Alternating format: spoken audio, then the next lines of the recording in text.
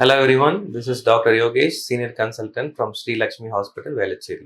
இன்னைக்கு நம்ம காமனாக பார்த்துட்டு இருக்க ட்ரெண்டிங் டாபிக் என்னவா இருக்கும் யோசிங்க ஒரு நிமிஷம். Nothing but dog bite. So நாய்க்கடி ரொம்ப ஹாட் டாப்பிக்காக போயிட்டு இருக்கு.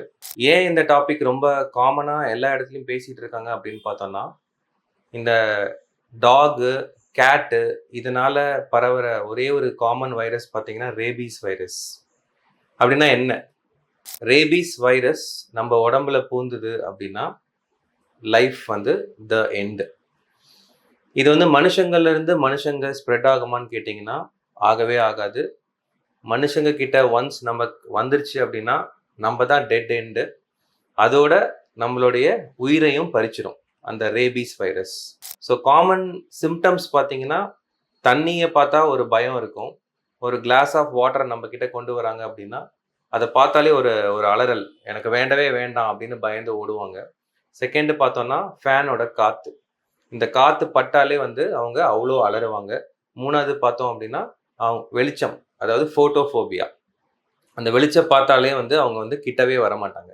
ஸோ இது எல்லாமே இந்த ரேபீஸ் வைரஸோட அறிகுறிகள். இது எப்படி வராமல் தடுக்க முடியும்னு பார்த்தோம்னா, முதல்ல நாய் நம்மளை கடிக்காமல் இருக்கணும். அதுக்கு நிறைய முயற்சிகள் எடுத்துகிட்டு இருக்காங்க. செகண்ட் விஷயம் பார்த்தோன்னா, சப்போஸ் நம்மளுடைய ஸ்ட்ரீட் டாகோ இல்லைனா நம்மளுடைய பெட் டாக்ஸோ நம்மளை கடிச்சிருச்சு அப்படின்னா ஃபஸ்ட்டு விஷயம் ஹாஸ்பிட்டலுக்கு வரணும். ஹாஸ்பிட்டலுக்கு வர வழியில் கூட நீங்கள் அந்த ஊண்டை அந்த வாட்டர், ரன்னிங் வாட்டரில் நல்லா வாஷ் பண்ணிட்டீங்கனாலே போதும். வேறு எதுவுமே பண்ண வேண்டாம். ஓகே. தேர்ட் விஷயம், இங்கே வந்த உடனே உங்களுக்கு அந்த டிடி இன்ஜெக்ஷன்ஸ் கொடுத்துருவாங்க. அந்த ஆன்டி ரேபீஸ் வேக்சின் அப்படின்னு இருக்கு, அதையும் கொடுத்துருவாங்க. இதுவே ரொம்ப ரா ஊண்டாயிடுச்சு, நம்மளுடைய கை பகுதியிலையோ ஷோல்டர்லையோ ஃபேஸ்லையோ கால்லையோ எங்கே கடிச்சிருந்தாலும் அந்த இம்யூனோகுளோபுலின்ற ஒரு இன்ஜெக்ஷன் நம்ம கடித்த இடத்துல செலுத்துவாங்க. ஸோ இதுதான் அந்த ரேபீஸு வராமல் இருக்கிறதுக்கான முயற்சிகள். இதெல்லாம் எடுக்கிறேன், பட் எனக்கு இன்னும் ரேபீஸ் வரும் அப்படின்னு கேட்டிங்கன்னா நம்மளுடைய இம்யூனிட்டியும் மேட்டர்ஸ். ஸோ ஒரு சின்ன ஸ்க்ராட்ச் ஆனாலும், ஒரு சின்ன பிளட் வந்தாலும் இது ரொம்ப அலட்சியமாக இருக்காமல் இம்மீடியட்டாக ஹாஸ்பிட்டலுக்கு வந்துடுங்க.